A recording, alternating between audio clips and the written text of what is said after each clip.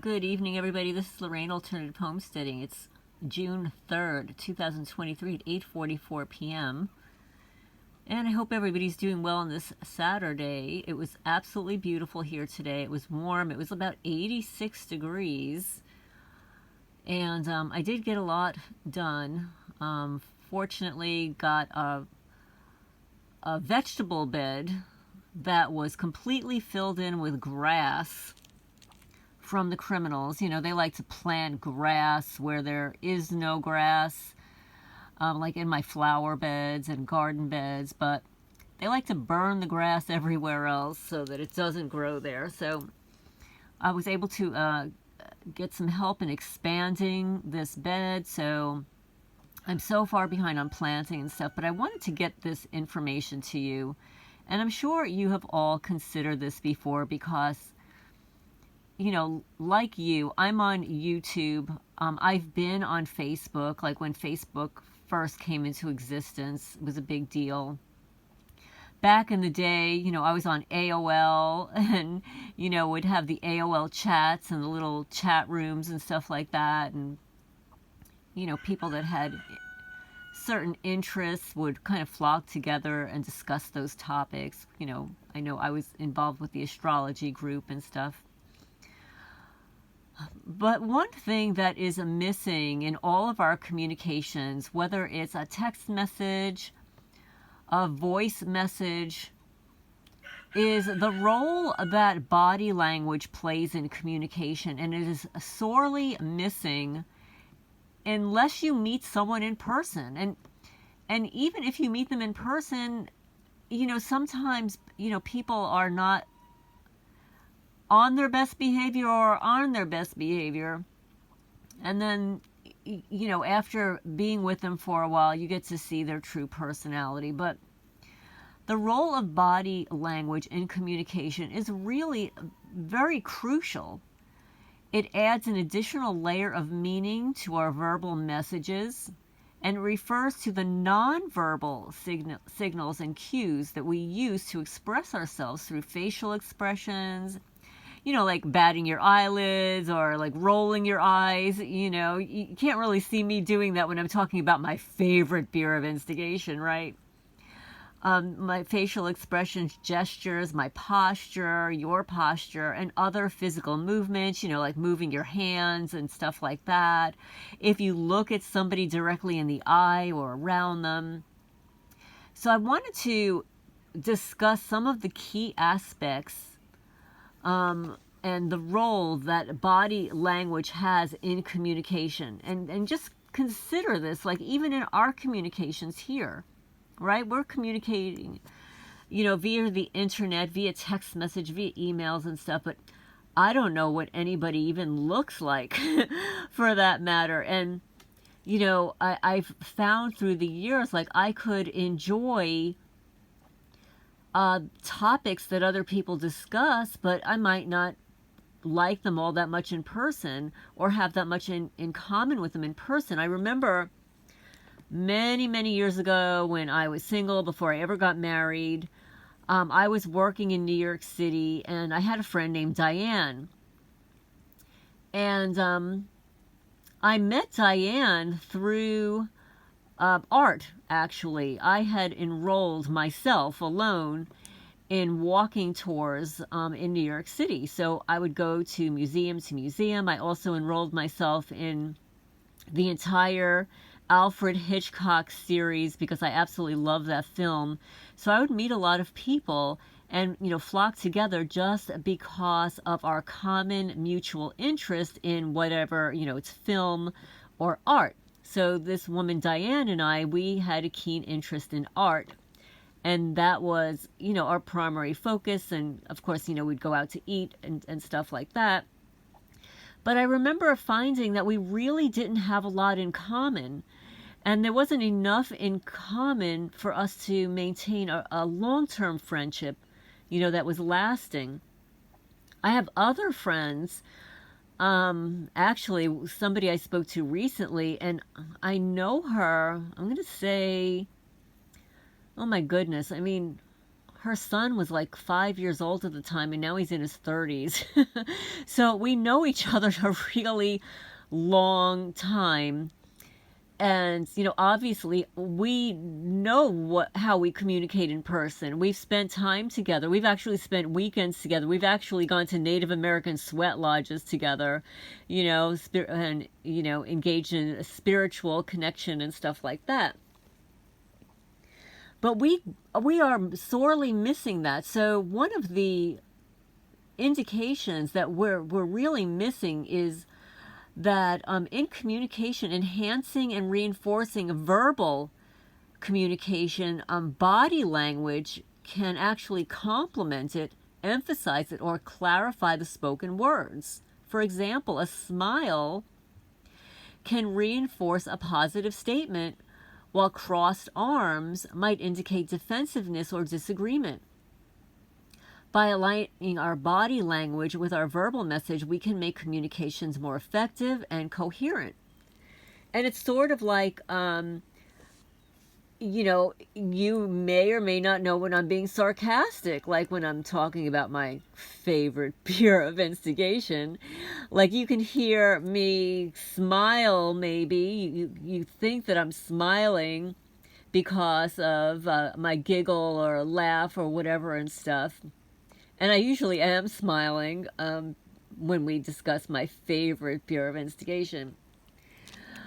But there are so many things that we don't see, and also in how an individual dresses, right? How a person dresses tells you a lot about their style. I mean, of course, here in Kentucky, I've got no style anymore. My style is called 2023 farm life. That's it. Like in New Jersey, I was a little bit more stylish than I am here. I'm not very stylish here, folks. I'll tell you. So, conveying emotions and attitudes, body language is a powerful tool for expressing emotions and attitudes. And of course, facial expressions, such as like a furrowed brow or a wide grin, can convey happiness, surprise, anger, or sadness. And then, of course, there's posture, and body movements can communicate whether or not you're confident, open, nervous, a discomfort. And these nonverbal cues provide valuable insights into a person's internal state and helping others understand their feelings and intentions, right? So then there are nonverbal cues for active listening, right? So there's body language that is essential for demonstrating active listening and engagement. Nodding, maintaining eye contact, facing the person directly. It indicates that you're attentive and you're interested. Leaning forward slightly can signal that you're involved and encouraged. And these nonverbal cues can reassure the speaker that they're being heard and understood, fostering effective communication. And then, of course, there is the cultural and contextual variations, right? Different cultures have different modes of body language. In some cultures, looking somebody straight in the eye can be offensive. So, and body language does vary across cultures and contexts. Different cultures may have distinct interpretations of certain gestures or facial expressions. For instance, a thumbs up gesture can mean approval in some cultures, but may be offensive in others. So understanding cultural norms and adapting one's body language accordingly is crucial to avoid miscommunication or unintended offense. Then, of course, there's detecting deception and hidden meanings, right? Body language can be instrumental in detecting deception or hidden meanings or hidden agendas. There can be inconsistent body language, such as avoiding eye contact and fidgeting or being nervous gestures. It may indicate dishonesty.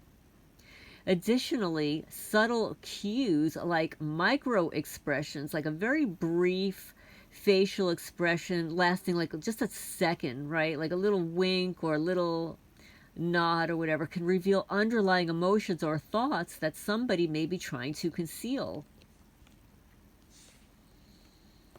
Then, of course, with body language, you may want to improve the rapport and the connection. With body language, it plays a very significant role in establishing rapport and connection between individuals.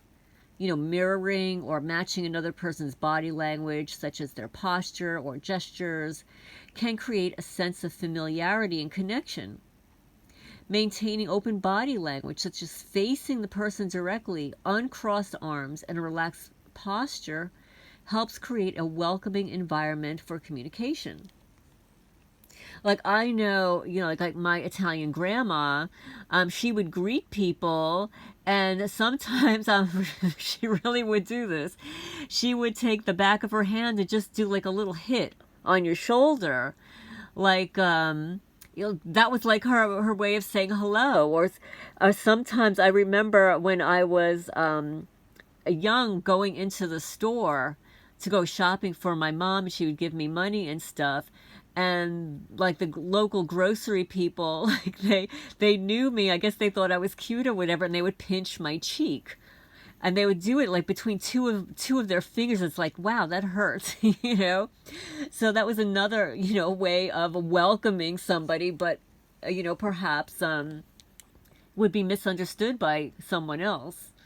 So it's important to note that interpreting body language requires the context, as individual cues can have different meanings depending on the situation and the person. It's always beneficial to consider body language in conjunction with verbal communication to gain a more comprehensive understanding of someone's message and intentions. Now, my questions to you guys is, do you feel that communicating through YouTube, Facebook, through the internet or whatever, do you feel that you are missing something about the individual that you're speaking to? One, I mean, you obviously don't really know what I look like. And even if you knew what I look like in a photo is a stationary object, right? It's just stationary. And depending on the angle and whatever, photos can be very deceptive and not be very flattering. So what are your thoughts and feelings about body language, like in the real world, like when your perpetrators, right, are interfering in your lives, they're projecting some sort of body language in front of you, and you don't get that through the internet, right? Even when we have cyber stalkers on the internet, we get the written words. The written words can be very harmful because you can read them over and over and over again. It's one thing if somebody says something to you in person, right? Now, you may remember all of the words, or you may not. You may forget it, or you may remember bits and pieces. But when somebody sends an email, and it's not a positive email, you can read it over and over and over again, almost obsess over it and try to understand what the meaning is, the hidden meaning, the true meaning. So, I'm very curious to hear what you have to say, is whether or not you miss body language in communicating in the online forum through YouTube, Facebook, all of that, and how you think it affects interpersonal relationships. So anyway, I'm going to leave you with that. Please hit the thumbs up. It helps the channel grow, gets the message out there, gets the word out there. And this is Lorraine Alternative Homesteading signing off for now.